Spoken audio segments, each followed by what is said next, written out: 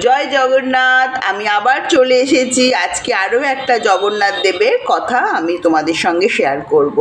সদ্য আমাদের গেল হনুমান জয়ন্তী, আর এই হনুমান জয়ন্তীর পরেই যার কথাটা মনে আসে, মানে পুরীতে আমরা সবাই যাই, জগন্নাথ দেবকে দর্শন করি, শ্রীমন্দিরে যাই, আমরা বেরি হনুমানকে কি দর্শন করি? আমরা যারা করিনি এখনও তারা অবশ্যই করে ফেলবো। বেরি হনুমান কে?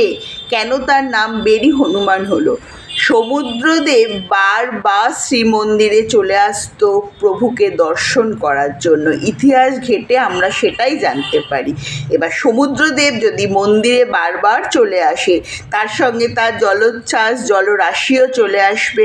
এই জলরাশি বারবার শ্রীমন্দিরের মধ্যে প্রবেশ করার জন্য, সমুদ্রদেব প্রবেশ করার জন্য আমাদের পুরী শহর পুরো জলোচ্ছ্বাসে ভরে যেত। অনেক ক্ষতি হতো আমাদের পুরো পুরী শহরে, অনেক ক্ষতি হতো যেই জলোচ্ছ্বাসের জন্য। বারবার এরকম ঘটনা ঘটার জন্য শ্রী জগন্নাথ দেব ঠিক করলেন যে হনুমানজিকে পাহারায় রাখবেন, যাতে সমুদ্রদেব না আসতে পারেন শ্রীমন্দিরে।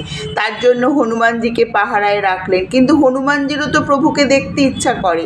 তিনি একদিন কি করেছিলেন যে শ্রীমন্দিরে হনুমানজি প্রবেশ করেছিলেন, আর সমুদ্রদেব কি করেছিলেন, হনুমানজিকে অনুসরণ করে পিছন পিছন আবারও প্রবেশ করেছিলেন। তারপর সেই একই সমস্যা, বারবার এই একই সমস্যা হওয়ার জন্য জগন্নাথ দেব ঠিক করলেন যে হনুমানজিকে সমুদ্র তটে বেঁধে রাখবেন। সেই বেঁধে রেখেছিলেন বলেই তার নামকরণ হয়েছে বেরি হনুমান। আজও সেই বেরি হনুমানের মন্দির রয়েছে, তাকে পুরো সোনার শিকল দিয়ে বাঁধা রয়েছে, আর তার ওটাই কাজ যাতে সমুদ্রদেব শ্রীমন্দিরে প্রবেশ না করতে পারে। জয় জগন্নাথ, জয় শ্রী হনুমান।